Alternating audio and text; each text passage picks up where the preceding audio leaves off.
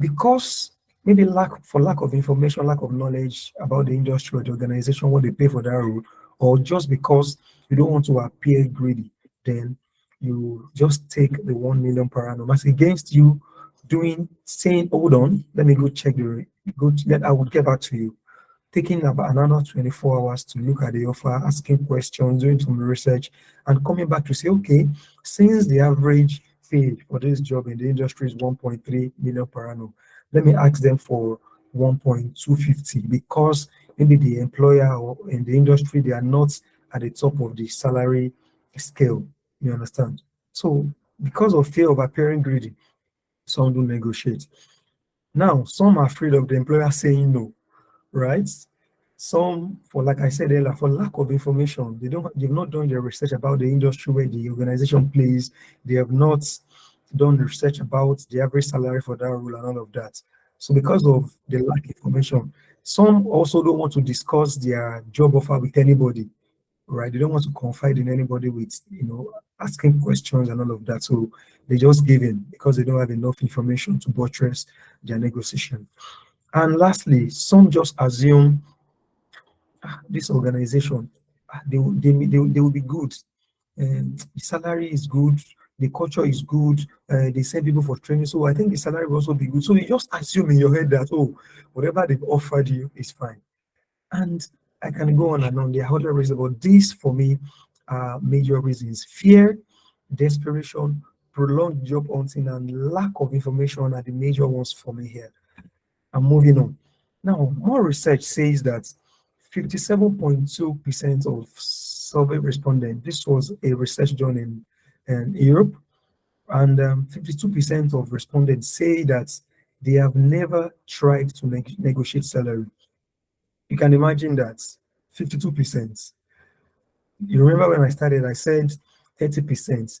This is even taking it higher, right? So you can imagine with the current economic situation of the world, the recession, the inflation, and all of that, especially in Nigeria, where we know what has happened in the last 3 months, you get an offer and you don't even bother to negotiate at all. Now, another research says that was done asking CEOs when people should negotiate salary.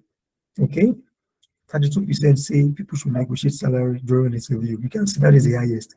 And that is the best time to negotiate salary. Why? Because you are just getting in.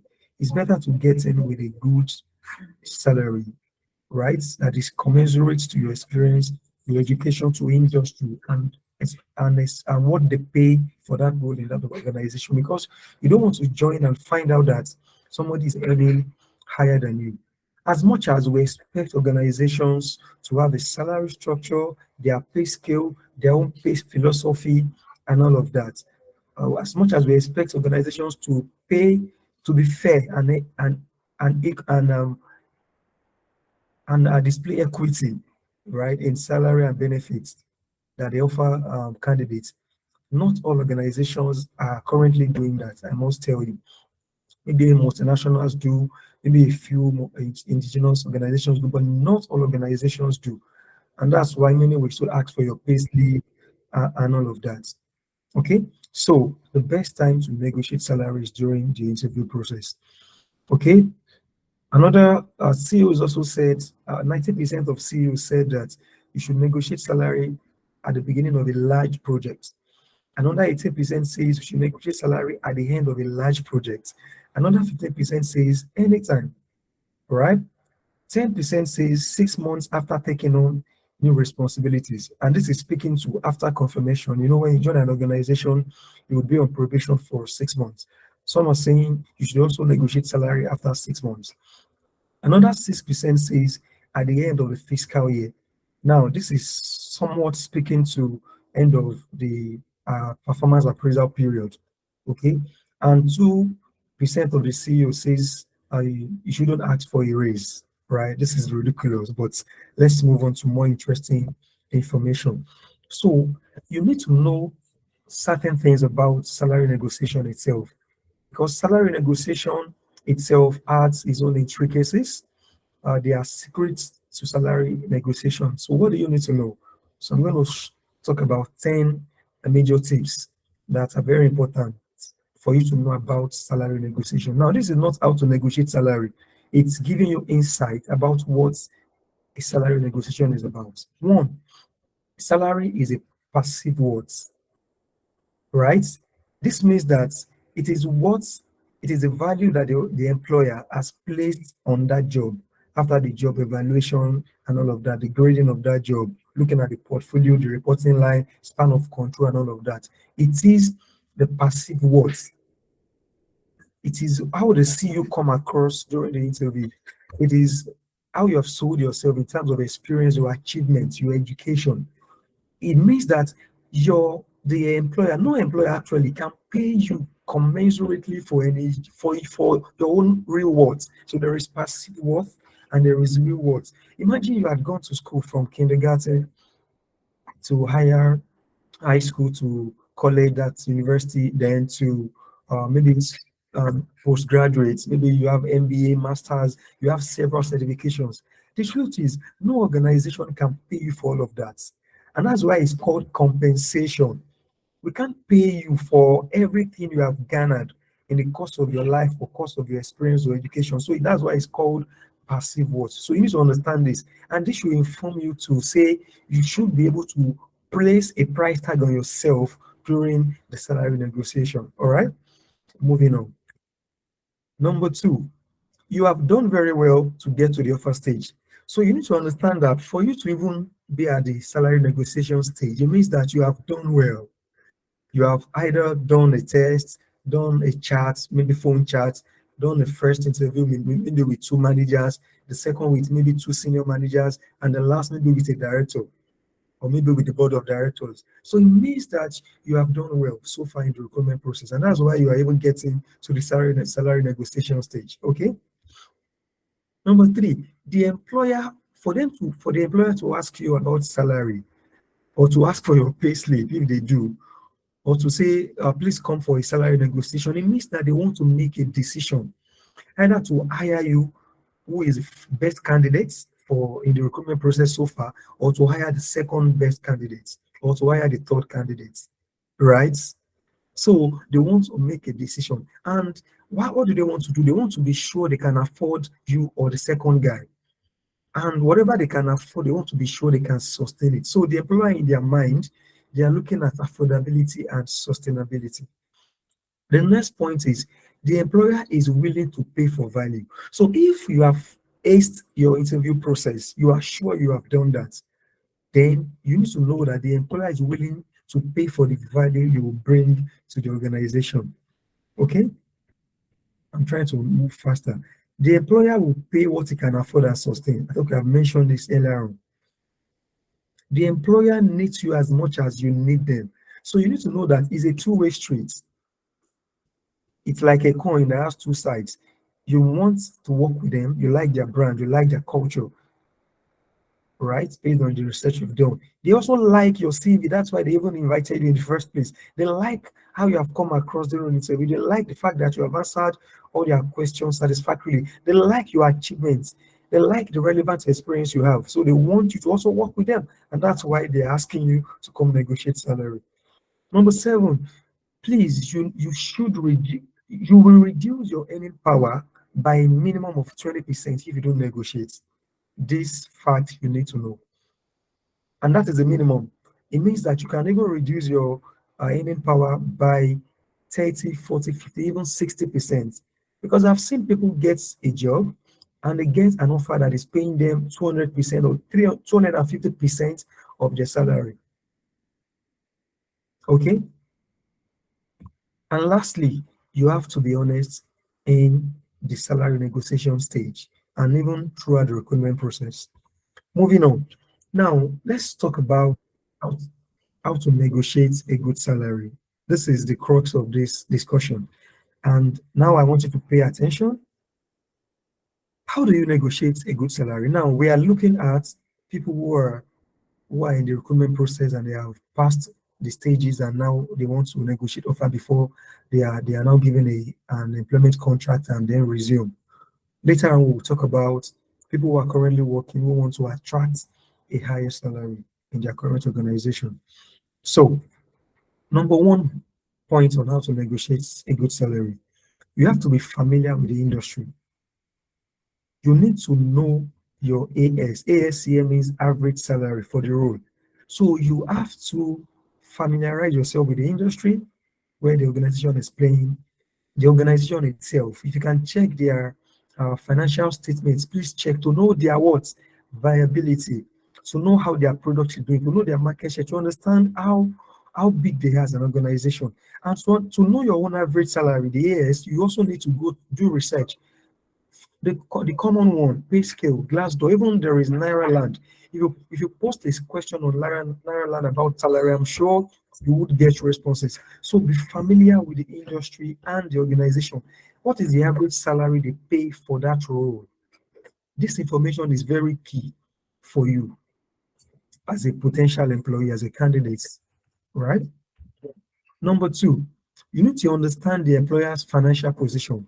So, in the industry, when the employer plays, what is their pay philosophy? For instance, if you want to work with a Unilever, for instance, you need to know how organizations in that same industry, the likes of P&G, PZ Cussons, Cadbury, Friesland Campina, you understand, for that same role, what do they pay? You understand what is the financial position of that organization in terms of pay? So you need to know this. That would inform what you would also ask. Now, during negotiation, now you have gone through the interview stages, stage one, stage two, stage three, and you are on stage four, which is salary negotiation, right? The things you did at stage three or stage two, you may need to repeat some of them during this negotiation. Why? You need to remind the compensation and benefit person who is negotiating the offer with you. Remind him or her the achievements you have had, the things you've done, the experience you are bringing to the organization, the value you've had, the certifications you have garnered, the trainings you've done, okay, the exposure you have to that speaks to the requirements of that role. So you need to remind them during the negotiation before you even talk about the amount, your expectation in terms of the salary you want to earn. This is very important. Remind the person negotiating with you or the organization, the employer, about the value you are bringing, your experience, your achievements, your skills, your unique selling points, the skills you have that nobody would has. Okay, you need to remind them during the negotiation. So reselling yourself during negotiation is key. Now, know your MV. MV means what? Your minimum value. Minimum value that you can take. You as an employee, what is the minimum value you can take? Where you're working currently, are they paying you commensurately to industry standard? That's on one side. On your employer, are they currently what is their pay philosophy? On what percentile are they in the industry in terms of salary and benefits? So if they are below, maybe they are below maybe they are 50% below or 10% below, 20% below. That means that you may not be currently earning in line with industry standards. So when you are going to negotiate an offer to get a new job, you need to know where to play. So know your own minimum value. MAS here means minimum acceptable salary. So minimum acceptable salary means after doing your own research, you need to know what is the average salary for that role. That will inform your own minimum acceptable salary. Let me go back to MV. MV speaks more to your market value. Your own MV, your market value. What is your own value in the market based on your experience, your achievements, the number of years of experience you have, your certifications, your degree, your qualifications? What is your own market value? So know your market value, know your own minimum acceptable salary. And I don't want to say rule of thumb, the rule is when you want to negotiate salary, the minimum you should ask for, right, is a 30%. So if, for instance, you have added your 30% to your current salary, that would make up your minimum acceptable salary, MAS. Then you can add another 10% on it because remember, you will still negotiate. And negotiating, it may come down, it may go higher. So your MAS plus 10%. Like I said, to arrive at your MAS, do your market research, know your market value, do your research, know the AS, average salary for that role. Then you can put a 20 or 30% on top of that. Then add another 10%. So meaning you can do a 40% or 30% and enter the negotiation with that 40%. So by negotiating, then it may drop to a 30. But again, some of us or some may be lucky for the organization to pay you industry standard because they've done the job, the evaluation of that job. They have the salary structure and pay scale for that role. Then they may just even pay you above 40%. Like I said earlier, I have seen people get a job and they get 100%. I have gotten a job, gotten something close to 100% before too. Right? Let me move on. Please tell the truth. If you want to, and I'm not saying please give your pay slip to any employer or please don't ever give your bank statement. I hear some people do it, and don't even give your pay slip. But if you have to, for reasons best known to you, maybe the employer is not believing what you are, they do not trust what you're asking for, they do not trust what you told them as your current earning. You may want to buttress that by giving pay slip. I personally would not do, but it depends on you. But personally, it is not best practice to give because it is your personal information, personal details. Every employer is expected to have a grade and salary for the role they want to hire into. Okay. So, but if you have to give your salary information, please tell the truth. Do not falsify payslip. Do not tell a lie because during background check, the employer may get to know this. Even before background check, every HR person in Nigeria, to a large extent, are connected. On several occasions, my friends in HR have reached out to me to ask about certain things. Maybe my former colleagues are telling them in the interview, and they ask me because they know I had worked in the organization. They ask me, or maybe I'm still currently working there. You understand? They ask me about to confirm the details those candidates have given them, and you may get to know that the candidates have told a lie. So please be honest and tell the truth always. Now, when you're asked about your expectation for salary, please don't just give a specific value or figure. You need to give a range. So if you want to earn 16 million per annum, for instance, you can give a range of 16 million or 15. That is if you can still come lower. If you know you can still come lower, you can give a range of 15 million to 18 million. At the end of the day, you yourself and the employer may shift grounds and come to the middle and agree 17 million. So don't give a specific value, give a range. And I advise, please, especially for those who are not in HR, who don't know the difference between gross salary and net salary, or difference between income and deductions, please always ask for net salary, maybe annual net or monthly net salary. I think monthly net salary is best. Net means a gross salary minus all statutory deductions. That is what we call take home, monthly take home. So please always negotiate based on net salary. Because if you negotiate based on gross salary, you may not have an idea of what net would be if you are not in HR, for instance, and if you don't want to share your offer with somebody in HR, if you want that to be confidential. So if you want your salary to be kept secret, then you should ask for net salary, not gross.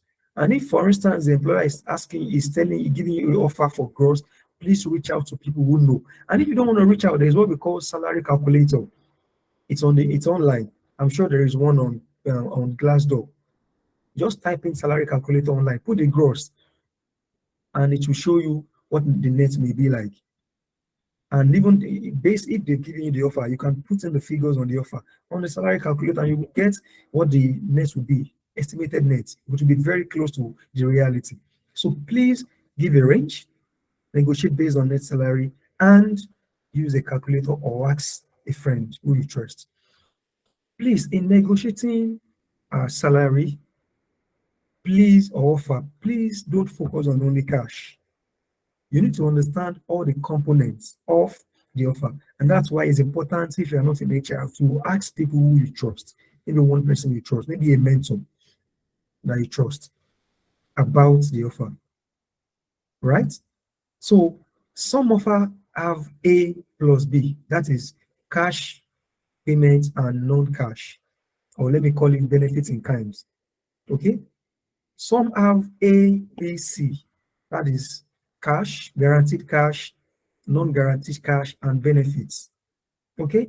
Some have A, B, C, D, guaranteed cash, non-guaranteed cash. Those are annualized payments, benefits, and incentives, and all the incentives or other benefits. So you need to understand all the elements of the offer and even ask questions about it. Because sometimes some things that are lumped into the offer may not add anything to your monthly salary. Some of them you get just once in a year. Some of them they are based on performance, maybe a performance bonus, maybe profit sharing. Some may have club membership, some may have other things. You need to know what you'll be getting on a monthly, on a quarterly, on an annual basis, and some are one-off. For instance, maybe a status car. You will just get it once and it will be depreciated in it for the next 5 or 6 years, depending on the organization. So you need to understand the A, the B, the C, and the D, and ask other questions. For instance, what about learning? How would the employer promote your professional development? Would they pay for your certifications? Would they train you? Is there international exposure? So there are a lot of things you should ask about. What about pension? Do they have? I had a church member, a friend who collected a salary that they will not pay pension and there is no HMO. And during when he got the offer, I was telling him, please share with me, I can help you. But the guy decided to keep it secret. At the end of the day, he got the job. The HMO they gave him is only for him, not for the family. He didn't know. It wasn't specified. It wasn't clear for him. He just believed HMO is going to cover my family. So there are a lot. You can also, if for instance you are single, you can negotiate for HMO for only yourself and say the remaining benefit cannot be added to your salary because you don't have a spouse and 3 and 4 kids to enjoy the HMO. So there are several elements, benefits in the offer that you need to understand. So aside looking at the guaranteed cash, you need to also know the things that are not cash, but they are benefits in kind. How can you negotiate them higher? For instance, you could ask the employer to say, okay, even though you have not agreed to pay me what I'm asking for, maybe you're asking for a 16 million and they said it will pay you 14 million. What if you want to negotiate to say, okay, after, though I would receive this, I would accept this offer, but you would, based on the value I've brought to the table, the value I've had in 6 months, upon confirmation, please promise that you would add so percent to my salary. And some would accept, some would not, because they know that truly, if you have added value, for example, if you be in sales, if you're going to be a salesperson, you're going to be inventing a software person and all of that. In 6 months, I'm sure they will see the value and they can decide to increase your salary upon confirmation. So there are several techniques to also negotiate the non-cash aspect of the salary. So this is talking about looking at the total rewards. So negotiate from the total rewards perspective, not just the cash. Don't be only interested in the cash. Some cash you see on the offer, you will not get it on a monthly basis. Some you will not get even on annual. Some will be paid for you. Maybe, for instance, a sign-on bonus will be paid just once. So, for instance, if there is no sign-on bonus on that offer, you can actually say, okay, since you are accepting to pay 16 million, but I want 18 million, would you give me a sign-on bonus of maybe 1 million or 800,000, depending? And they may accept because they really want to hire you. You are the best candidate for that role. I think I've spoken so much about this, and I needed to do. Let me move to the next one. In all your negotiation, please be polite. Please be polite and aim to achieve a win-win. Sometimes you may be asking for 18 million, and in reality, the employer can only afford 17 million or 17.5 million. Sometimes you may want to, um, concede that or accept that you want to shift grounds and agree and have a win-win where you know that you like the organization because of the brand. The brand or you being on your CV is something you can leverage on to even move higher in your career. So there are other things you can look at. Maybe their culture is fantastic. That in itself you would give you peace of mind working in an organization where they have an inclusive culture. You understand? Or maybe there is international exposure for training and all of that. So sometimes you may want to have a win-win, but be polite and always have at the back of your mind that sometimes you may shift grounds. Sorry, I need to confirm that you can still hear me before I continue. Anybody Yes, want to we can hear confirm you, that? sir. Oh, great, great, thank you. Yes, sure, I can hear you. All right, thank you for confirming. Number nine, never be in a rush to negotiate. I beg you. See, some recruiters are very smart. They will call you on a Friday afternoon and tell you they have to close this offer by tomorrow, which is Friday, because if you don't accept, they'll go for the next person, or there are several candidates they want to give the offer to. It's a gimmick, it's a tactics. Don't fall for it. For them to be negotiating with you, it means that you are one of the best, or in fact, you are the best for that role. So don't fall for that. Don't be in a rush. Do not be in a rush. Pick the right time. If they send you an offer for Thursday and they are telling you to close on a Friday, and you have not done your research, or you have not looked at the offer thoroughly, or you know that your weekend will be very busy, maybe with some training or some more and bed or some other things, family activities, outing, and you know you won't have sufficient time to look at the offer, please don't just look at it in 30 minutes and say, let me accept, since they may give it to another person if I don't. It's a lie. The employer really wants to hire you. You have proven that you are suitable for that role, and that's why they are even discussing offer with you. So please, if you need 2 days, I want to say 48 hours is good, is enough time. You can do 24 hours if it's a Thursday, and use the whole of Thursday and Friday to look at the offer and get back to them in the evening on Friday. It's not necessary you get back during working hours, please. You can get back 10 p.m., even 11 p.m. on that Friday.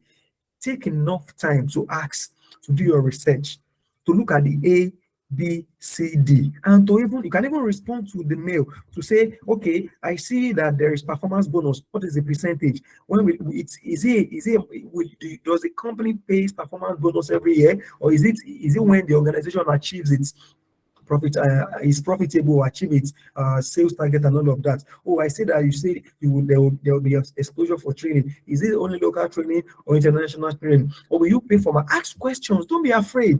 You are valuable to them. You have proven you are valuable. That's why you are even discussing offer. Don't be afraid to ask. At most, they will they will tell you, okay, yes or no, or they will clarify. No recruiter would abuse you for asking questions. No, please. So pick the right time to negotiate. Don't be in a rush. Take minimum 24 or 48 hours to look at the offer thoroughly, the A, B, C, D. And if you have a trusted mentor or somebody in HR, please take time to ask them questions about the offer. So you can make an informed decision.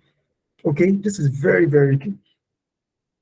And lastly, you can practice how to negotiate before even the offer is given to you. See, once you know you have crossed the first stage, second stage, and the third stage, you know you did well in the third stage, and you know that the next stage may be negotiation. Practice how to negotiate. Seek help from trusted professional, like I said, a mentor, a colleague in HR, and that's why it's important to also network. You must be within your industry. You must belong to networks of people uh, in your profession or even other profession. I'm in HR. I belong to more than 7, 8, 9 professional networks. I'm sure it's even more than that. Okay, why? I can ask any question. There was a time my former direct report, wanted to leave where he's working to another organization. And this organization, I don't know so much about them. I had to post on about 3 or 4 WhatsApp platforms. And I got very, very useful information about the organization, their pay, their benefits, their culture, and all of that. So please network and belong to association of people in your industry and even not your industry who can always guide you when you need professional advice, career guidance, and all of that. Okay. So that's that. If any question has dropped on your mind, please go to the chat room, drop them or note them down. The Q&A session is almost here. So we have spoken about those who are in the recruitment process or those who may want to who are looking for a job. Now let's talk about those who are working. See, the only password to attract a higher salary is value. What is your personal impact and contribution in your current role in that organization today? This is a rhetorical question that everybody needs to ask themselves. How are you perceived in that organization? What's your personal brand? What does your line manager think about you? What does your line manager's manager think about you? Your colleagues, what do they think about you? What is the perception they have about you? You need to know all of this. And all this speaks to value. Value is the only password for attracting a higher salary. I'm going to be sharing maybe one or two stories of how I've been able to attract a higher salary in the course of my career. Maybe that would help. But let's move on. There are critical value questions you must ask. In your organization today, there is a reason why you were hired. Do you know why you were hired? You, there would have been two, three needs. Maybe there was a problem, there was a challenge in that department, in that organization, and that was why you were hired. If you are there today and you have not solved those problems, then you are not adding value. What is my job description? You need to know. What are my objectives and key result areas? OKRs and KPIs. What are they? Because this in itself would show you how you can contribute to the overall organizational objectives. What are the unspoken expectations of my line manager and the organization? It's very important. See, for you to be an employee of value, you must go above and beyond your job description. You need to know what keeps your MD, your line manager, awake at night. You need to know who and who do you need to collaborate with to excel in the organization. You need to know the skills that you need to perform your job excellently well. Do you have those skills if you know them? What are the strategic imperatives of my organization? What keeps your line manager at work at work? What problems were existing that I was hired to come and solve? Have you solved those problems? These are critical value questions you must ask yourself if you really want to attract a higher salary. Moving on. So you need to hack your way up with value. Like I mentioned, value is the only differentiator and the password to attract higher salary because money will chase value. Money will chase value. No employer pays you for just showing up at work. They pay you for the value you're adding on a daily basis. Okay, so how do we attract a higher salary? One, you have to be the best in your job. And how do you become the best? By knowing the skills you require, knowing the expectations, both written and unwritten, and working towards them on a daily basis. You have to be visible and project your work. See, in that organization, don't just be a loner or don't be the person who just believe in, let me just do my work and go home. My work will speak for me. My brother, my sister, I'm sorry, you must be visible. You must speak up in meetings. If you are the one that worked on a very remarkable project, you should let people know you are the one. And now this is not about being proud about it or being boastful. It's about use applying humility in showing up. It's about being humble even when you are projecting your work, even when you are allowing people to know what you are capable of doing, what you've done. Because if you are not visible, other people will take the shine for your work. They will take the glory for your work. Okay? So go above and beyond on your current role. Keep learning and growing.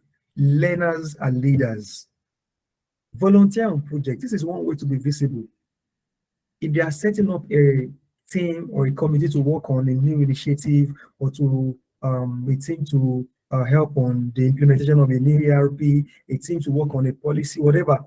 If you are not too busy, if you have the spare time, please volunteer. And that's one way of being visible. Speak up during think tank sessions, during brainstorming sessions, and don't just speak up without facts. Speak up with facts. When you speak, let everybody in the room know that, oh, what this guy has said is one of the best ideas we've listened to in this meeting. Have a problem-solving mindset. Take ownership and be accountable. If you are the line manager or the HOD of the department, you have to be accountable for your team's results and even their failure. You have to be accountable for your own key KPIs. Make your line manager's job easy. See, one way to become the favorite of your line manager and to hack your way into the minds of your line manager and even the organization is to become that man's favorite. It's what? It's to make his job easy. Always asking, maybe every month, but when you do your weekly meetings, dear Stokwe, dear Shola, how do you think I can make your job easy? What 3 things should I focus on in the course of this month to help you achieve your goals? This is one of the best questions to ask your line manager. You have to study hard in secrets. If you feel there are skills you need for the next level to attract the higher responsibility and higher salary, start learning those skills in secret. Don't let anybody know. Do it in secret. Okay, study hard in secret. Don't let anybody know how hard you study, how hard you learn, how much you invest on yourself. But when the results show, they will know. Read and get mentored for the next level competencies. Here you need mentor. Your first mentor is your line manager. Understudy and job shadow. But again, you may have a mentor that is not your line manager. Somebody that has gone ahead. Maybe you want to become the HR director, sales director, the engineering manager, lead technician, the senior projects or software developer, and senior accounting officer, whatever you want to become, whatever your dreams or career aspiration is, you should have somebody you follow, either formally or informally, who is mentoring you, an established veteran, okay, who can show you the way. You must show that you have outgrown your current role. So you can't attract higher responsibility and higher salary without showing that you have outgrown your current role. Meaning, it should be the person that your line manager can tell to relieve him or her when he or she is going on vacation abroad or even going on 3 weeks leave. It should be the one that your line manager, if your line manager is thinking of, who can help me solve this problem? Your name should come to mind because they know that you will not complain, you would sacrifice, and you will do it and meet deadline. And I'm not saying you should kill yourself, please. Sacrifice, but please take care of yourself also. Your health is important than your welfare. Please. All right. So be the top of mind for your line manager. Be known for problem solving, for having a good attitude, be known for sacrifice, be known for having good ideas. And these are the ways you can attract a higher responsibility and higher salary. So outgrow your current role, show capacity and potential to be able to function at the next level, to do more. Then you'll be ready to attract a higher responsibility and salary. Ask if your role is expanded or you successfully completed a huge project.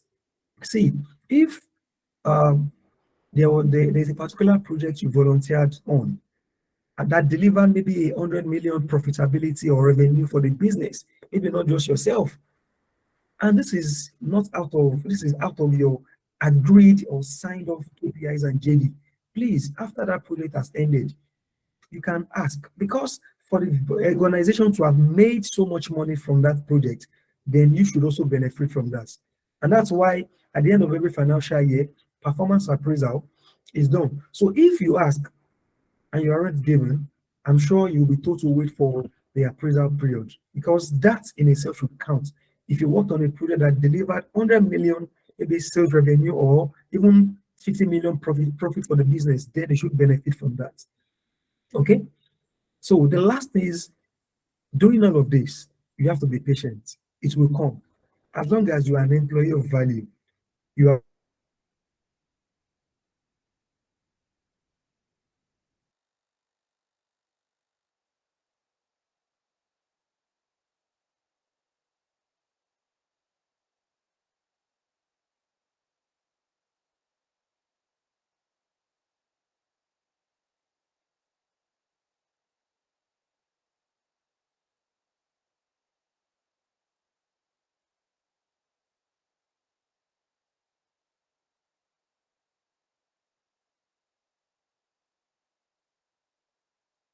this, and you are a culture fit, you have the right personal attributes, right values, the right behavior, and the right leadership capability, then most certainly you would attract a higher role and a higher salary.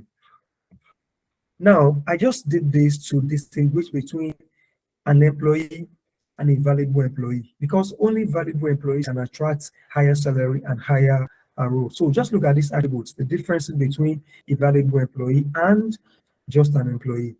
Valuable employees are highly self-motivated, while an employee will be motivated and some most times requires external motivation. Valuable employees, they challenge convention, while employees will just be comfortable with maintaining status quo. Valuable employees, they have very positive energy and attitude within the team, even across the organization. While employees are inconsistent, they have inconsistent energy. Sometimes they are very positive, they have high energy, sometimes they are not. Same with their attitude. Valuable employees, they are outstanding employees in terms of their deliverables, in terms of their achievements. While employees, they are just solid, that is like average, achieving 50, 70% of their goals, while others are achieving 80, 90, 100, and some even doing above 100. Those are valuable employees. Valuable employees have high growth potential, very high growth potential. They want to grow. They are very ambitious. While employees have low to medium growth potential and they are conservative. I mentioned this earlier. Valuable employees, they have a problem solving mindset. Or employees, on the other hand, they complain most times or some of the time and they are indifferent, right? They are nonchalant about things because they believe the popular thing, I'm not going to kill myself. I can't come and kill myself. Things like that. Valuable employees, they meet expectation always and they exceed expectation sometimes. For employees, they meet expectation always, but they miss it sometimes. Valuable employees, they volunteer and take up more responsibility willingly, while they are willing to do more than their own current role or job or task. Valuable employees, they have competence and high capacity, while employees, they have competence with little or no capacity. Capacity here means being able to do more. And the way I always explain this is when they push assignments to you, the truth, most of us don't know.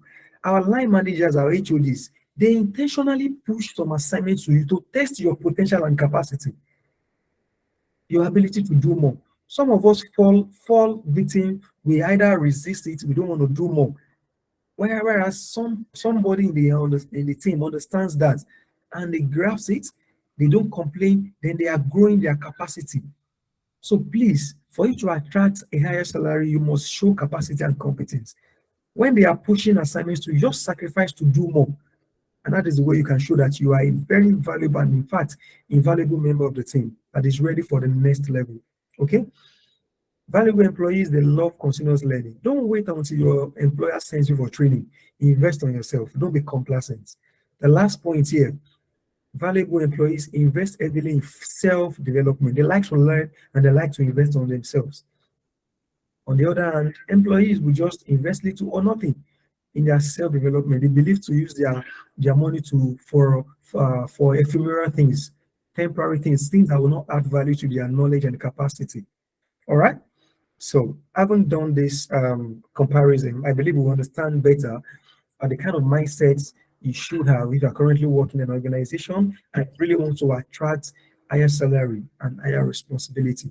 So, these are some of the quotes I've written that speaks to this topic. Take the initiative to solve problems every day.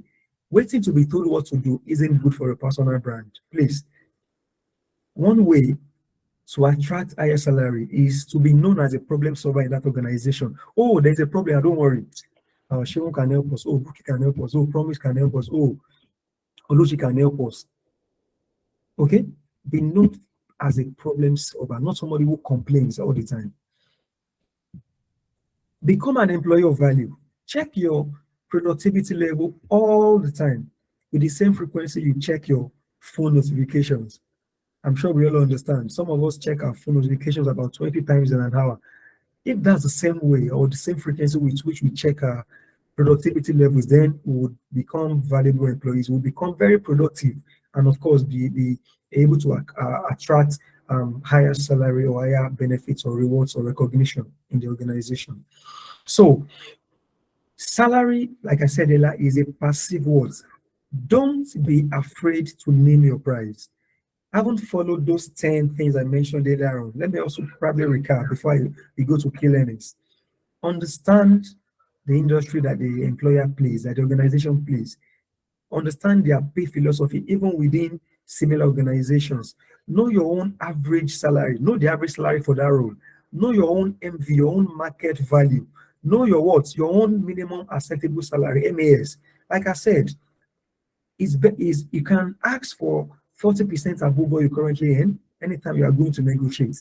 Or you could um, you could leverage on your understanding of the organization's pay structure, pay philosophy.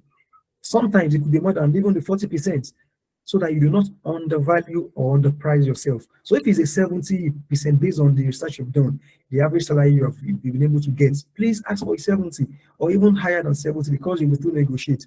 Don't forget that during offer, when we make offer as HR people or compensation and benefits people, what we do is, when you are joining an organization, regardless of the experience you are coming in, because it is still a promise value, it is still the potential that we saw. We are not sure you will do what you told us you would do. So we will not give you the highest salary in that band or that grade. We would start from maybe the lowest or something a bit above the lowest, and watch you for 6 months and 1 year, and begin to now normalize your salary in line with what others are earning or in that organization on same role. Okay, so name your price. Don't be afraid to name your price. So what have we learned so far? You only get to the salary negotiation stage if you have impressed the employer. So please, they need you as much as you need them. Do your research well and name your price using range. Like I said, use range, and of course, negotiate using net pay, like I mentioned. Negotiate based on nets and from total rewards perspective. Understand the A, B, C, D. Ask people when HR. Use a salary calculator on Payscale or Glassdoor. Ask people on Nairaland. Ask your professional network. Understand that understand any offer very well before rejecting or accepting. Like I said, to have that understanding, you need a minimum of 24 hours or 48 hours. Don't be afraid to say, dear Mr. So or dear Dele, dear C&B manager, please I will get back to you in 24 hours. And having said 24 hours, nothing stops you from also putting a call to say, I'm sorry, I will get back to you in another 24 hours when that 24 hours expire.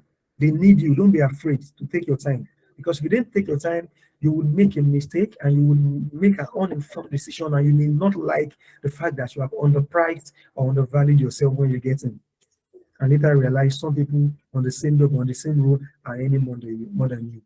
Even though we expect that most organizations should pay commensurately for roles on the same grade and level, not paying differently. But like I said, they may not pay you exact because we are not sure, and that's why you'll be on probation. Okay, so that's why you also need to negotiate well. And lastly, whether you are a job seeker, whether you are currently working in an organization and you want to attract a higher salary, just ensure to be an employee of value. Sell yourself during the interview. Sell yourself to your line manager. Sell yourself in the organization. Be visible. Have a strong personal brand. Your charisma, how you communicate, meet deadlines, be a problem solver, and all of this will help you. And if the high salary doesn't come, please be patient and know that God is working it out for you, and nothing stops you from planning your exit from that organization. Okay, ladies and gentlemen, I'm getting to the end of this presentation. So let me leave you with this thought. Demonstrate value and use your negotiating power well. Please demonstrate value, whether as an employee who wants to attract higher salary on their current role or in their current organization, or as a candidate who is going for an interview. Just ensure you demonstrate value and use your negotiating power well. Ladies and gentlemen, with that, I have come to the end of my presentation. I hope you've learned something new, and I would love to take your questions. Thank you so much for having me. And please let's connect via any of our my handles, LinkedIn, Instagram, or Twitter. Thank you. Having meeting. Thank you very much, sir, for that session. Yeah. So if you have any question for Mr. Damilari, please. Okay, I think Mr. Promise has a question. You can ask your question. Okay, please go ahead to ask your question. Okay. Good morning. Thank you for that insightful session. I've penned down a lot to apply. So I will just go straight to my question, right? So my Okay. question is this. I think one of the reasons why, like you earlier said, one of the reasons why people don't push much when it comes to salary is the fact that some HR will ghost them. So I'll create a scenario now. So I made a request Okay. of 15M per annum, and maybe currently I'm on 12M, right? And the HR replied with 13M. That is the maximum they can go, and my request is 15. So oftentimes people are scared of, okay, if I ask for more, the HR will ghost me, because I've seen scenarios where if you ask for more, the HR will just stop replying you. They will not reply to your calls. They will not reply to your mails. So people at that point tend to say, okay, well, 12, I'm on 12. They've given me 13. Let me manage it instead of asking for more, and you don't get a reply anymore. So my question is, one, how do we ensure that we don't get to a stage where HR will ghost us because we're asking for more money? Number two, some HR will tell you this is the maximum we can go. And in reality, based on our background check, we know that they can go for more. They can give us more. So how do we ensure that we don't get to that point where HR will tell us this is the maximum we can go? Those are my questions. Thank you so much, Promise, for your question. So, if you have followed all the tips I've shared, you would see that one of the very first things you have to do is first understand what the organization pay for that role. And how do you do this? Through research. Do a thorough research. So by the time you have the average salary for that role, that on one side would inform what you should ask for. Now, I haven't seen the average salary. The average salary you saw maybe a little bit above or a little bit below, because that's why it's average. And don't forget that I said the employer in their mind, they would only pay what they can afford and what they can sustain. So even though you are asking for 17 or 18 and they are telling you 15 is what they can pay, if you calculate this 15 and it is a significant departure or increment from what you are currently earning, right? And that is on net pay, not gross now. If you are sure that, oh, I have a minimum 30% or 40% increments on my net, and this is okay for me, why? You can accept. But like I said, in negotiating, don't say because I've asked them for higher salary and they say no, I won't try. Aside the cash, like I said, look at other components of the salary, the benefits in kind. Like I said earlier, you can also negotiate to say, okay, what if I would accept this 15 million? Depending on the value that I bring to the organization when I join, would you also give me maybe another 10% or 15% increments upon confirmation? And hear what they will say. So try other avenues aside just the cash. But the truth is, for you to have reached negotiation stage, they need you. So don't be afraid to ask. Is unfortunately some HR people do what you mentioned, they ghost, maybe because they have their own candidates, or there is another candidate who is asking lower, who are probably, the person doesn't mind to just take the offer, even though it's very significant increment from where they are currently or what they are currently earning, because maybe they just like the culture. It means that that job is not for you. You will surely get yours, because it is not right that you underprice yourself. Same way, it's not good that you overprice yourself. You should know your own MV. I've said it earlier, market value vis-a-vis the average salary for that role.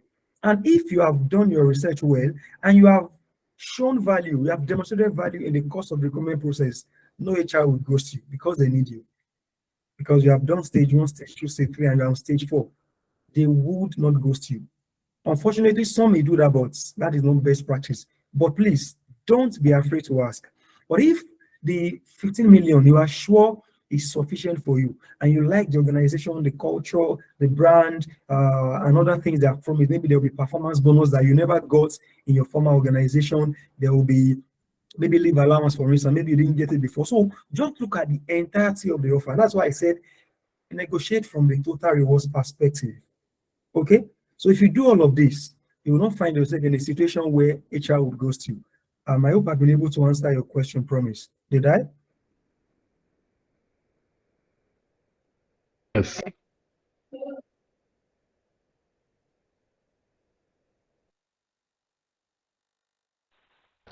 Yes, you have. Thank you very much. I Yes, promise. very well, very well. Thank you so much. Thank you. Very much. I have a few people. Okay, Malua, can you go next, please? All right. Good morning, Good and thank. morning. Yeah. Okay. In the course of talking about salary negotiation, you made mention of getting to the point of negotiating. But there are organizations that once they are interviewing you, they also negotiate the salary. So in that kind of situation whereby it's not like you're called back to negotiate salary, how do you handle that? One. My second question is the organizations you're working for, you go overboard, you do everything, you do beyond what is expected of you, adding value to the organization. They know, and they probably want to promote you or add to what you're doing currently, but they're not willing to increase your salary. So when you ask for, okay, if I'm going to be adding this to my work, there is a need for you to increase my salary. They tell you, don't worry. In fact, some have they give you sack letter immediately. My friend experienced that recently, and he had wanted to resign before, and they told him that please don't resign. Okay, maximum will post you to this and this. They posted him. They increased his position. He was promoted, but his salary remained same. They simply told him that the environment where you are right now, you don't, things are not expensive there. So, and that moved on. And then they added two other people's job to his role, and they were still not willing to pay more. So he asked for more. And the next thing was a sack letter. So, Hmm. how do you handle situations like this? Wow. First, let me start from saying it is not right that an organization would had to, let me say, expand your responsibilities significantly, and they don't, um, or yeah, they give you a job that is on a higher grade. This what I wanted to say, because grading is something we also need to understand. You may be an assistant manager, right? And your current workload today is 80%. And when the organization adds another 20% to it, it makes it 100, right? That is not a promotion. Maybe is a job realignment. Some of the jargons we use in HR. But if they add two people's job to your own job, like you said, then that is significant enough for you to attract a higher salary. And the best way to go about it is get the JD for those two jobs. You have your own role. Is that the JD and the KPIs for that role? Get the JD for those two roles and the KPIs, right? Speak, find out what the people who are in that role or who left the role, for instance, find out what they were earning or what they should be earning, right? Have that information and go to HR. Okay, before you go to HR, meet your line manager. That's your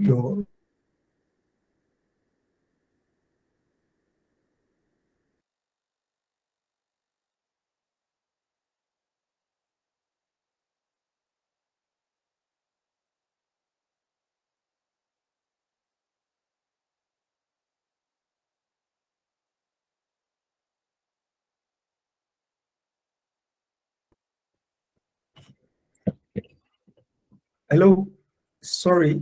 Can you hear me now? We can hear you now. All right, great. Sorry. Cool. All right, I had a network interruption. So get the JD, the KPI for those two additional roles. And now, when you want to ask for something, you may be aggrieved, but you have to be emotionally intelligent. Now, the guy you said is sad. I'm not there. I don't know. I'm sure you have not even given us a full picture of the story, the full story, right? There may be a way he asked. There may be a way he came across. There may be things he did that necessitated the sacking. But I'm not saying that is justified, right? I'm not trying to justify it. But when you want to ask for a salary raise, even though you have justification for it, there is a way you come across. Gather your facts, manage your emotions, right? And go speak to your line manager. Sir, this is my JD. These two other JDs, these are my KPIs that I've been meeting. These are the KPIs for this role, and I've been meeting them. Sir, these are my results. Don't just go show JD and responsibility, show results. When you do all of this and say, sir, this has not been easy for me. I spend more time doing all of this, and of course, the workload is much on me. As much as there should have been people in this role, I have been doing it. I wouldn't mind taking additional responsibility, but I also need to be compensated and rewarded for it. Say all of this politely, and send a mail with those facts to your line manager, and wait for a response. Okay? Maybe you want to wait for, depending on, I don't know the kind of line manager you may have, but a line manager who is reasonable should now talk to HR behind you and say, HR, this guy has a point to see what he was doing before. See what we have had, see how we have expanded his portfolio. And he's been doing it, he's not been complaining, right? Now, for the last 3-4 months, this is what he has achieved on all of this portfolio. And you know that based on this achievement, this is what the department and the organization has gained in terms of financial value or profitability or sales or whatever. I think it is reasonable for us to also adjust the salary in line with this expanded responsibility. So your line manager says this to HR. Again, a reasonable HR that is fair, HR that understands job evaluation, HR that understands reward and compensation, HR that understands motivation, HR that understands employee experience, HR that understands employee morale, HR that understands how to identify and retain a key talent. Because for you to do even two people's job, it means you have capacity and competence for higher level. So the HR that understands all that I've mentioned will also make a case and justification for you and put it forward. If the HR, for instance, like your line manager met, is the head of HR or HR director, then they'll make a justification to the MD, the CEO. And I believe if they justify well, you should get a raise. Now, it may not happen as at that time because some organizations, for instance, where I work, we don't promote, we call it off-cycle promotion. We don't do it. We have to wait for the appraisal period and now reflect and now consider all your achievements and now reflect that in your grade, maybe promote you and now increase your salary as it should be. So if, for instance, your appraisal period, your end of year appraisal happens in December, for instance, and in February, you have been asking for this raise, you had sent a mail, you had met your line manager and all of that, and they say we cannot do it now, they don't get back to you. You also need to know why they can't do it now. First, have they agreed that you are justified for your claims, for your requests? Fine. Now, that is 1. 2, when can they do it? If the policy does not allow HR to promote in February or March, and they can only do it in December, that means you would wait for December. And now that is your own choice to make, either to wait or to probably plan your exit. But I don't think you should not reap the benefits of all the efforts you are putting. Personally, I would wait if they have told me, yes, we understand you have expanded your role and you are deserving of a promotion and salary increment and even other benefits. Then from February, I'll just keep doing my best and ensure that I get it maybe December or January. Okay, but if you have other offers that you feel will give you more value than what you would have been given during when they even promote you, then it's your call to make to either go or stay. But I repeat, it is not right that I am hired to do a particular role. I was given a JD, I have KPIs and objectives for that role, which I've been doing. And because probably people left or there are new roles in the business, there are not people to do it, but you see that I have the skills and competence and capacity to do it.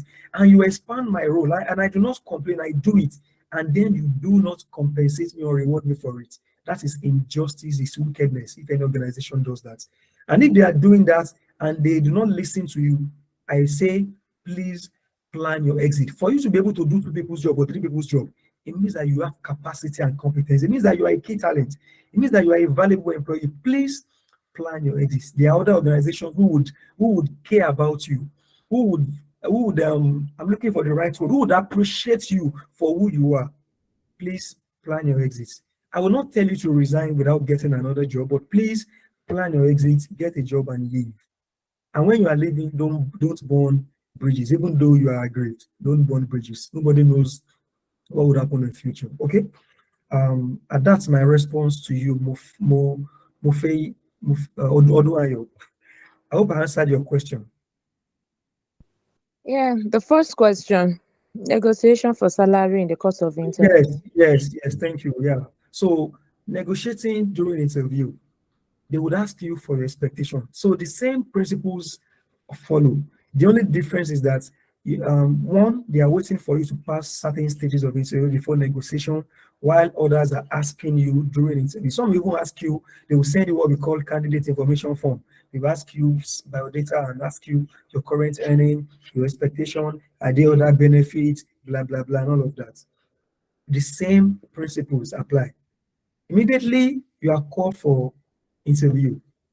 At least nobody would call you for interview and tell you to come tomorrow. They would normally give 48 hours, some 3 days, and all of that. Start doing your research.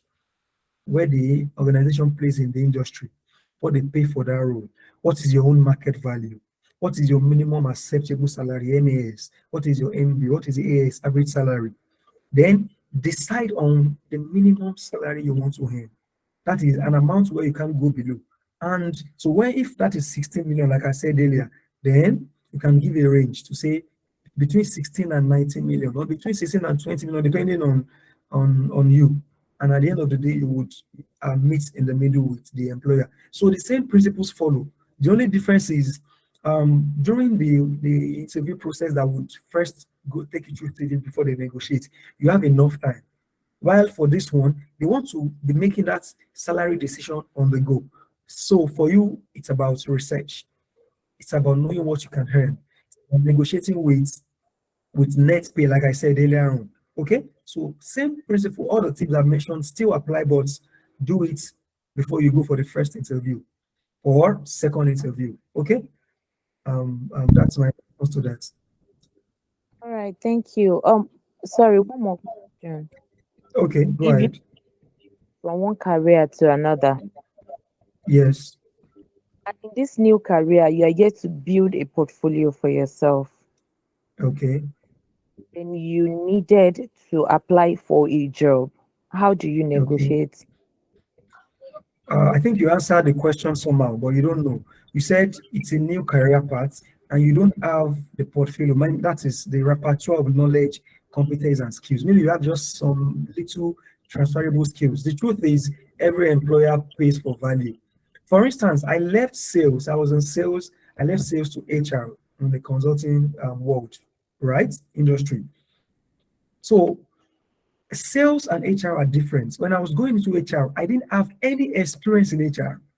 And I only had theoretical experience. I had started my HR certification then with IPM, even though I was in sales. So I knew I wanted to do HR. So the only thing I had was I've been reading about HR.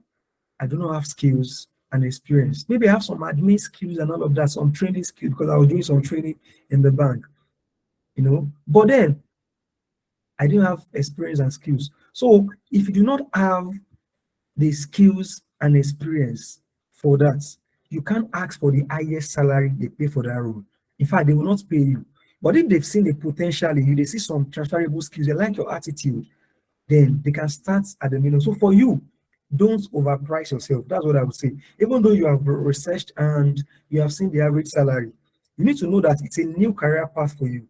And you can't be earning the same as those who have been in that career path for 5 or 10 years. So be reasonable and ask for what is also reasonable, right? And by the time you're sure you have garnered experience, skills, you have more certification and all of that in that industry, then your salary will rise in line with your experience and knowledge. So the key is do not overprice yourself if you are just entering a new career path. If you are sure, you know that you do not have sufficient knowledge experience for the new career path. All right, that's my response. Thank you.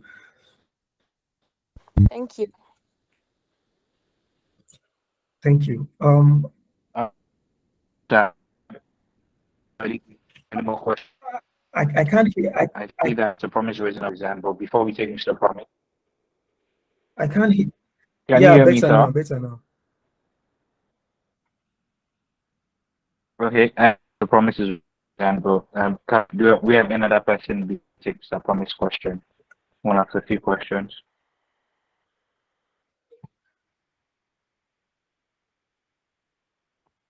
Mr. Promise asks a question. So promise you have the floor. Okay, so my question is around HR requesting for payslip, and This okay, so notorious question. yeah, this is I mean is a question that unfortunately most of us shy away from this conversation, but permit me to Yeah, bring it on board. And yeah. this has pushed a lot of people to start doctoring their payslip. Like we see a lot of people that doctor their CV because okay, you want me to provide payslip. However, I know that my current pay is far below what I should earn, as the case may be, Mm, but mm, you want me to provide because you want to tick a box in your recruitment process, right? And mm. yeah, because you want to tick a box in your recruitment process, and you ask me to provide a pay slip. So we see a lot of people that doctor their CV, right? And Mm. first of all, I'm not an advocate of doctoring CV, doctoring pay slip. I've never done it before, and I don't advocate for it. I'll tell you the value I'm bringing on board. I like I'll tell you. I like that I'll disclaimer. yes. Let me quickly say that so that so so so I'll tell you what I want. If we agree, we move. If we don't agree, we see in the future. That's it. Sure. However, um, it's a common practice today. Even multinationals, big companies, they request for payslip. I'll quickly bring in this example of somebody I know very close to me. And when he seek advice from me, I told him, guy, it is not advisable you doctor your CV, your payslip. He spoke with the HR that where I am currently, I am a contract staff. And where he is a contract staff, his pay is around 60K per month. But he knows his worth is around 300 plus, right? So the HR told him, just provide a pay slip for me. He made a pay slip for himself, and I think indicated about 200K the pay slip. When the new offer came, the offer came with about 350K monthly. So my question is, why do HR keep insisting that people should provide pay slip? That's number one. Number two, how do you ensure that you don't doctor payslip and they still pay you what you're worth? Because oftentimes HR use your current pay slip to calculate whatever they want to offer you. So if I'm not doctoring payslip and I want to tell you the real value, how do I ensure that you don't still underpay me? I hope my questions are clear, right? They are clear. They are Okay. clear. I will start from the last one. Because the first one, you want me to be speaking for the only HR people in the world or in Nigeria. Don't worry. I'm going to start from the last one. How do you ensure you attract a high salary, that you are not underpaid? See, I've attended interviews, and can I count? I can't count actually.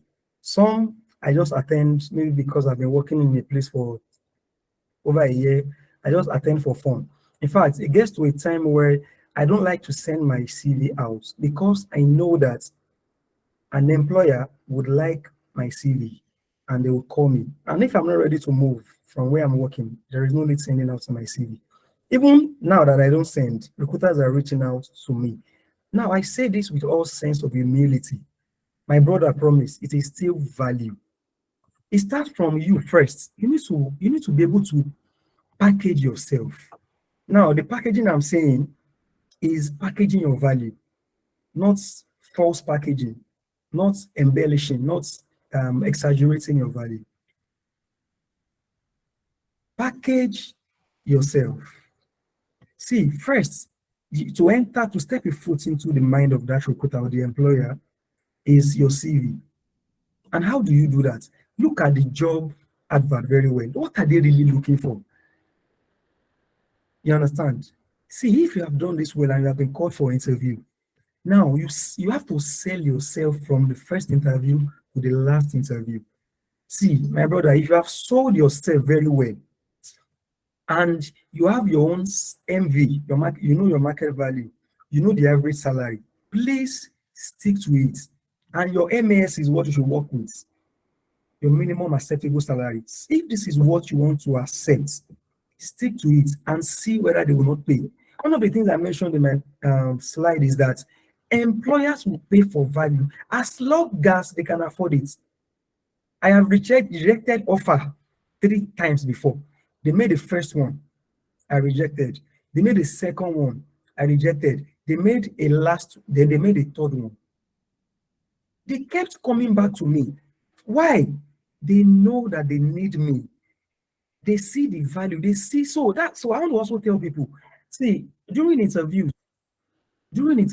please demonstrate what you have done.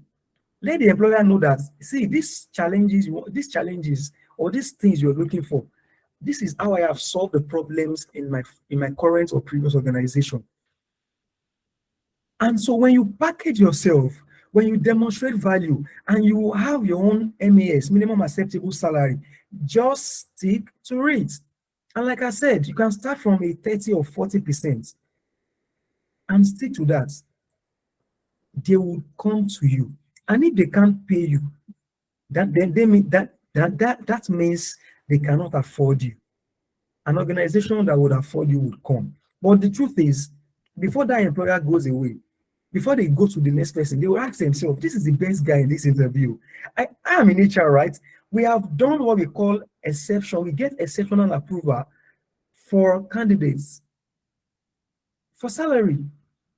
So if the guy is asking for 16 million and what we want to pay is 15 million, we can get exception for the 1 million. And the 1 million may not even be the guarantee cap. We may promise him that, oh, don't worry, when you join, we would increase your salary upon confirmation after 6 months. So there are ways these things are done.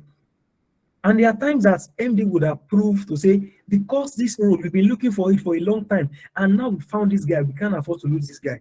They would approve exception. So you place a price tag on yourself. Ask for what you know you want. Don't overprice, don't underprice, and stick to that. They would surely hire you since you are the one they need. Because I will not want to leave the first candidate and go for the second candidate. There must be something that made that guy the first guy, the best candidate. So we would make exception to hire him. And this exception sometimes may be moving around certain elements of the offer. For instance, moving around something that can increase your net pay. You get?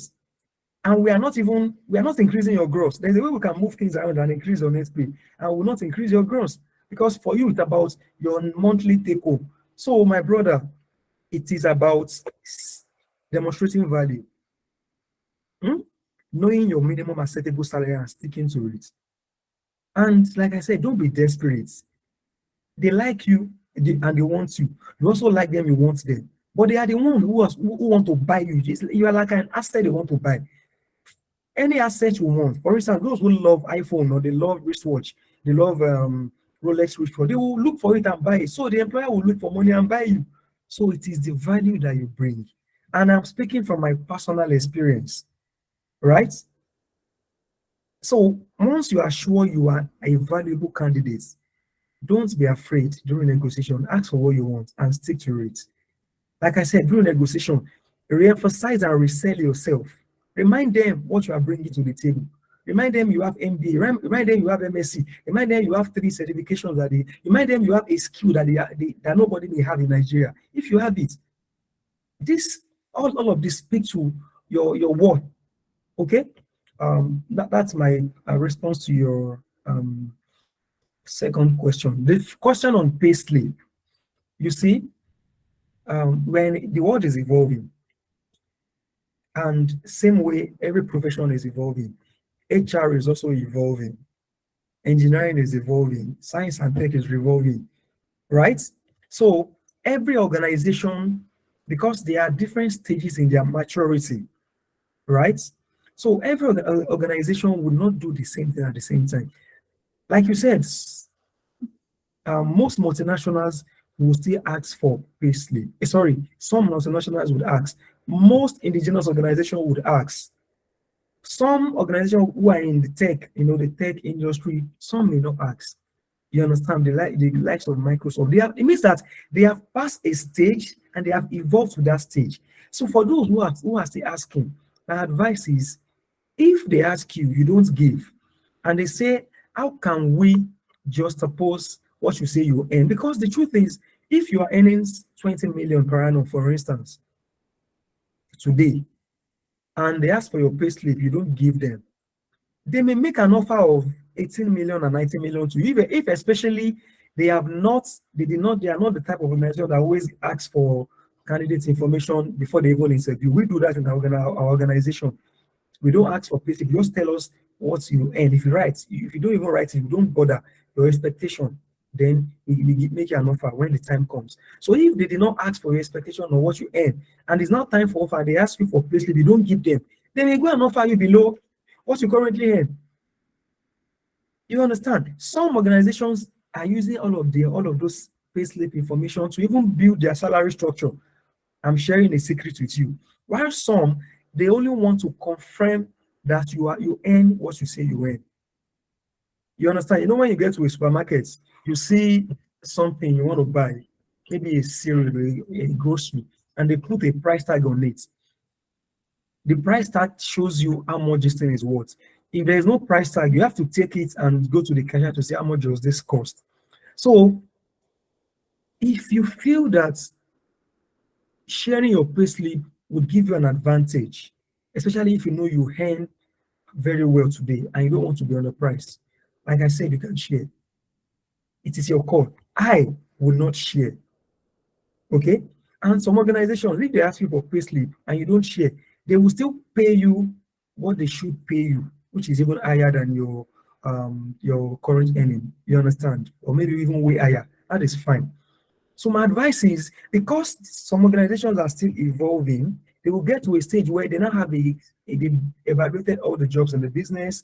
They have a grading system, a salary structure where they can offer salary based on industry standard or their own affordability, pay scale. They will not ask for payslip, but because they are still evolving, some will still ask. Do you understand? So again, let me tell you, if you want to travel out at the embassy, they ask for payslip, bank statements. Why do we give? Now it's about you getting a job. If you know that it won't take anything away from you, sharing payslip, you can feel free. And if you really want to work with that organization, it's a dream employer, and everything based on the research you've done, you love everything about them, then you can go ahead to share. But like I said, personally, I will not share. But in my maybe some years back, I shared because I didn't want them to underpay me. So I shared. But I got to a stage where I know my worth. And even in the industry, I know my worth. So, and for every role, whatever role I would apply for now, I know what should be paid. Right? So if you ask me for my place, I will tell you, I'm sorry, I would only tell you my expectation, they will negotiate. Fine. That is me. I'm not saying you should be like me because you may not have the clout, the charisma, the experience, and all of that for it. So if you would give your payslip to embassy, and your bank statement to get your dream job, I don't think it's too much to give your payslip, even though I'm not advising that. But if you really want to work for them, then you may want to. And if you don't want to give payslip, then tell them, I'm sorry, I am not giving them. They may go to other candidates who would give payslip. Then you can apply for your organizations that will not ask for payslip would come to you, or you would attract them. So on this, it is a give and take until until everybody keys into global HR best practice, where you will even see the salary on the job offer. It's happening now on some job adverts. I mean, you would see salary, they will put the salary, some will put the range, which is fine. So that even informs you whether you should apply for the job or not. But until our world, or especially Nigeria, Africa, get to that stage where on every job advert you will see salary, every organization has their pay structure, pay philosophy, salary grading, and all of that, then you can say nobody will ask us for payslip. But as I say, businesses are still evolving and the world is evolving. So that's the best way I can respond to this. Thank you. Promise, I hope I answered your question. Yes, very well, very well. We'll take the rest out of this conversation. All right, thank you. I know it's one that would still keep, yeah. All right.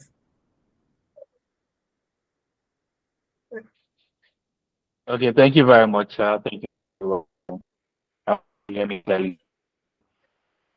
You promise. Thank you, Mufe Molua. Do we have any other questions? Our time is almost done. So,